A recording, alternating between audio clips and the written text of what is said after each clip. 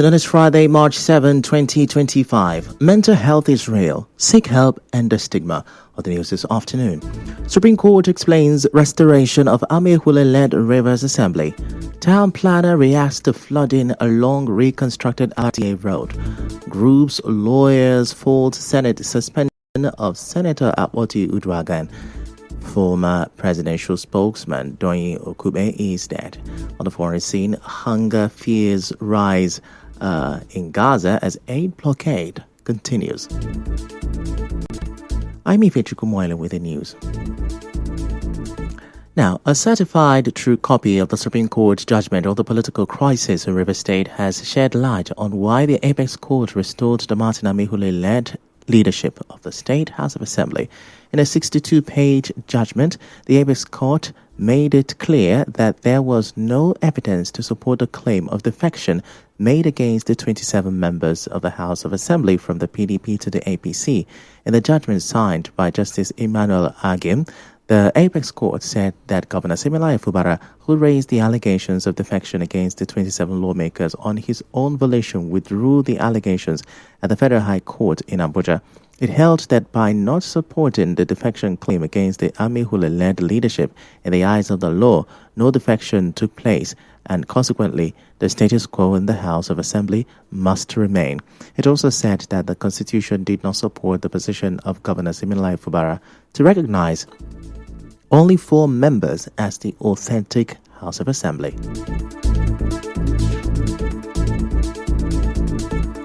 Meanwhile, former Minister of Transport Abi Esekibo has called on President Bola Tinubu to support the Rivers State Governor Siminalayi Fubara amid the ongoing political tensions in the state. Dr. Esekibo appealed on Thursday while inaugurating the Borokiri Fire Service substation in Old Port Harcourt Township. He revealed that he and other political leaders abandoned former Vice President Atiku Abubakar to support President Tinubu due to Governor Fubara.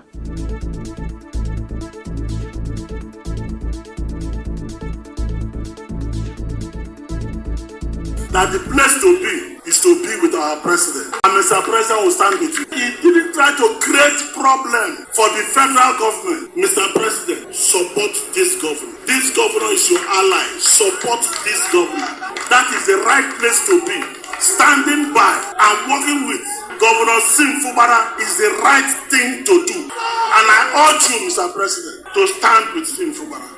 Seeking respite for the governor, Dr. Esekibo commended his leadership. I know that many of you were demoralized by the Supreme Court judgment, but the governor is a law-abiding citizen, and he has told us he will obey the ruling of the Supreme Court. All we can do is to stand with him and make sure that there is peace in this state. Your Excellency, be rest assured of the support of all the well-meaning leaders. They have asked me to let you know that come rain, come shine, we stand with you. My governor, go and sleep. For you, we will do more. Now, earlier in his remarks, Rivers State Governor Siminalayi Fubara said the rehabilitated Borokiri Fire Service Station and firefighting equipment in Port Harcourt will help fight fire incidents in Borokiri Axis. The essence of rehabilitating this fire service station is to cater for the huge population that are living here. We had cases of fire from time to time, and we have never adequately responded to it. I strongly believe that after this minute, whatever that will happen, provided is within the power of this station, it will be combated adequately.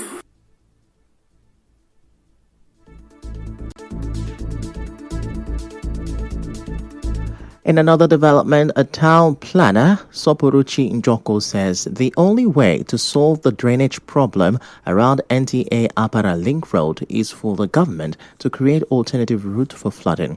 Ms. Njoko said this to correspondent Onyekachi Nwosu in reaction to complaints from the resident of NTA Apara Axis of Obiakpo local government area that he recently rehabilitated road, will worsen the flooding situation in the area. The flooding we're experiencing in Port Harcourt ought to not have been the way it is, because we are surrounded by creeks. But because nobody is looking towards the planning and nobody's taking planning or physical planning seriously, people are busy building without proper planning, proper neighborhood subdivision that would take note of flooding, accessibility, and other major issues that is supposed to be done before we even build. So now, in this case, survey will have to be conducted. Then look at alternative ways of channeling flood water, maybe to a nearby drain line within that area. That is the only way out. Mr. Njoku said it will be insensitive and very expensive for the government to demolish houses in order to solve the flooding problems it first neglected. That would be insensitive on the part of the government, because one, the government failed to put planning in place, and people also taking advantages of the loopholes at the side of the government went to develop without taking cognizance of levels, or they are taking their DPs very low, and they say that the construction is not affecting them. So telling them to demolish completely and rebuild, that would be very insensitive on the part of the government, and because demolition is very expensive. I'm talking of rebuilding. The town planner stressed the importance for the government to prioritize planning before developing a neighborhood. There was planning before development. This issue wouldn't have been a problem now, because the professionals would take cognizance of the level, the topography of that area, and plan where the flood water will flow to, and then the deepest level for that neighborhood will be indicated and marked. So every developer will take note that their DPC at that. On Thursday, it was revealed that the Apara NTA Link Road in Obia, which was remodeled by the Niger Delta Development Commission, NDDC, the River State representative on the NDDC board, Tony Okocha, commissioned the remodeled road. Speaking at the ceremony, the former chairman of the People's Democratic Party, PDP, Desmond Akawo, hailed Mr. Okocha for renaming the link road to Chief Nyesom Wike Road.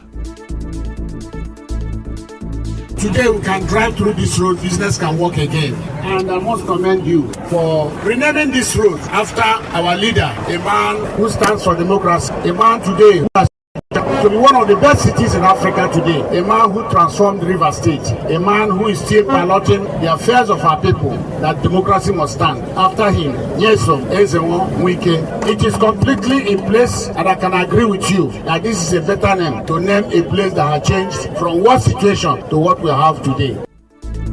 Our correspondent reports that the River State representative on the NDDC board also commissioned the Mbolo Rumibo multi-purpose town hall and the road linking the east-west road to Mbolo Rumibo. And the naysayers were everywhere. See the road where see water. No, I didn't come here for erosion control. I came here to reconstruct this road. And you are aware. And I pray that more opportunities will come, and we shall also continue to touch the lives of our people. He recalled how a youth from Mbolo Rumibo died while protesting over the poor state of the road.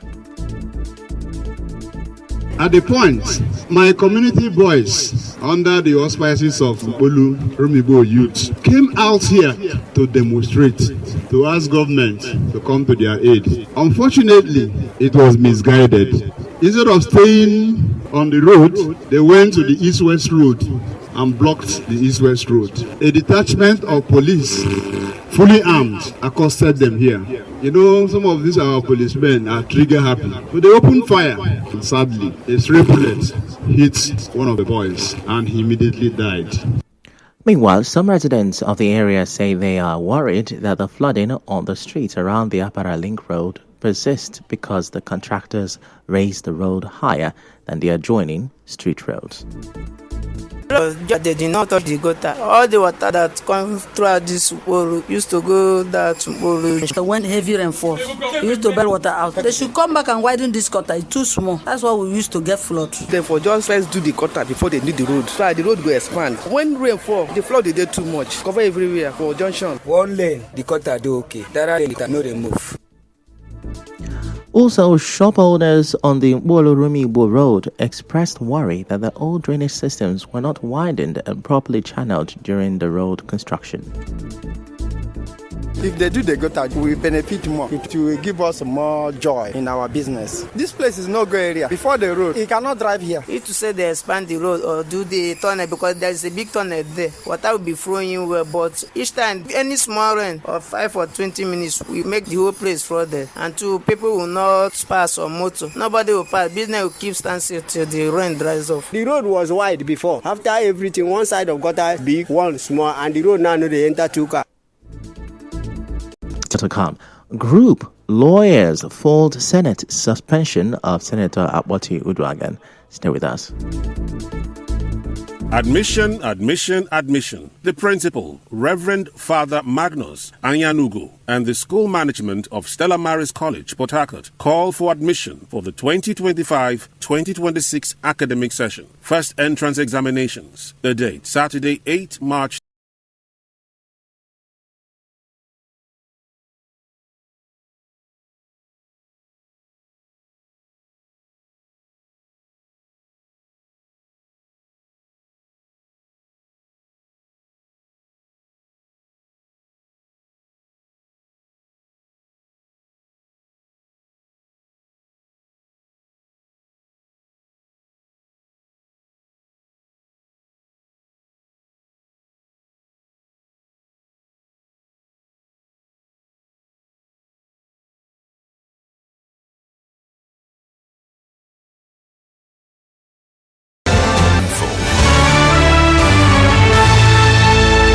Said the appointment takes immediate effect for a 5-year single non-renewable tenure. It is said to have followed a rigorous selection process overseen by the university's governing council. At least 15 professors had eyed the seat as the outgoing vice-chancellor, Professor Nleru Mokobule, bowed out. Away from that, legal experts have condemned the Nigerian Senate's decision to suspend Senator Natasha Akpoti Uduaghan for 6 months, describing it as illegal, unconstitutional, and a violation of her fundamental right. The lawyers argue that the suspension disregarded a valid court order and set a dangerous precedent for legislative overreach. A senior advocate of Nigeria, West Idahosa, said the disobedience to court orders under Senate President Godswill Akpabio is damaging. Another lawyer, Kunle Edu, described the action as a clear violation of the law, noting that legislative suspensions cannot override constitutional right. Also, activist Deji Adeyanju criticized the Senate's move, saying the suspension is not only illegal, but also a blatant attempt to silence Senator Akpoti Uduaghan amid her petition against Senate President Godswill Akpabio over allegations of sexual harassment. In the same vein, former Vice President Atiku Abubakar says Nigerian leaders are not creating an environment that enables women to thrive and contribute to the country's development. Mr. Atiku, a former presidential candidate of the PDP, stated this today through his media advisor, Paul Ibe, following the suspension of Senator Natasha Akpoti Uduaghan by the Senate. Mr. Atiku described the Senate's decision as an attack on affirmative action. He said any society that does not optimally use the assets available to it, particularly by giving women the opportunity to thrive, is failing.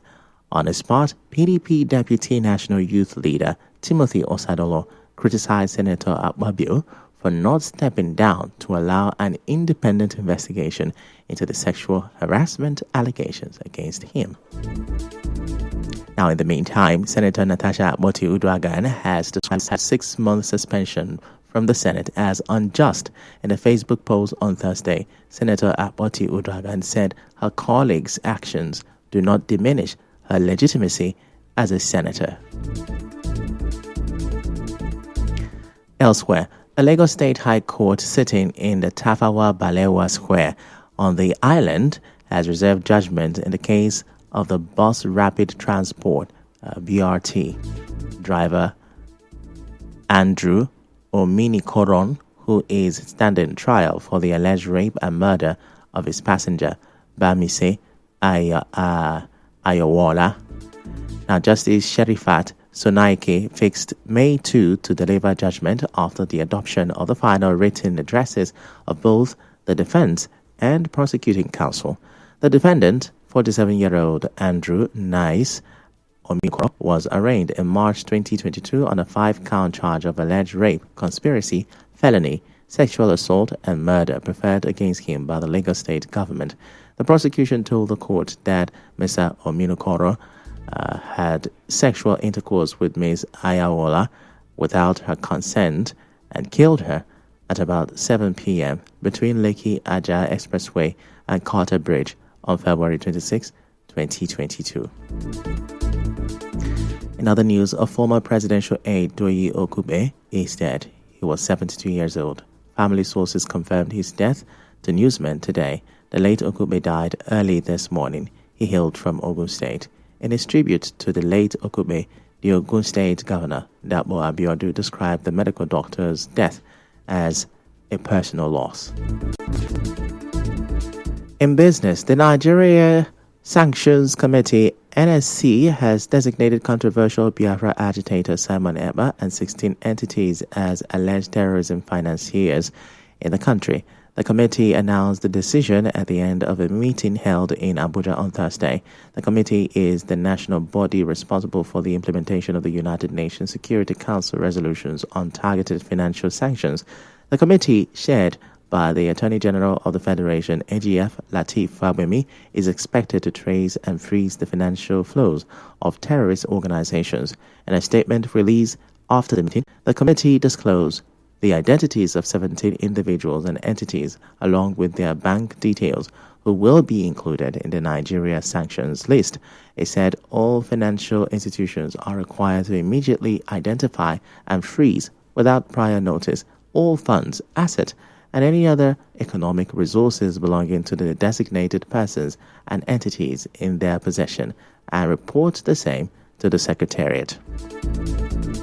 In entertainment, the Special Offences Court setting in Ikeja has granted a 50 million naira bail to Jude Okoye, the elder brother and former manager of Paul and Peter Okoye of the defunct music group P-Square, on charges of stealing $1 million and £34,537. League with a 2-1 win in Copenhagen on Thursday, earmarked for the Palestinian territory, had been halted by the U.S. government. With the Gaza ceasefire in turmoil, Hamas's military spokesman says the resistance remains at the highest level of readiness for all possibilities.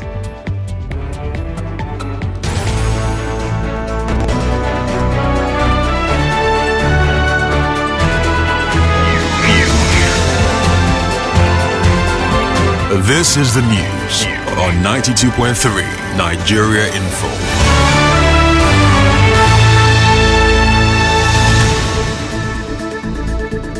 That's a wrap on the news this afternoon, but before we go, let's have a look at the major stories. The Supreme Court has explained the restoration of the Amaewhule-led Rivers Assembly. A town planner has reacted to the flooding along the reconstructed Apara NTA Road. Some lawyers have faulted the Senate suspension of Senator Akpoti Uduaghan. Former presidential spokesman Doyi Okube is dead. On the foreign scene, hunger fears have risen in Gaza as a blockade. Day 6. The news was edited by Martha Okere. To reach the news team, send an SMS or WhatsApp 08087217215. I'm Ifechukwu Moanyale. Many thanks for listening.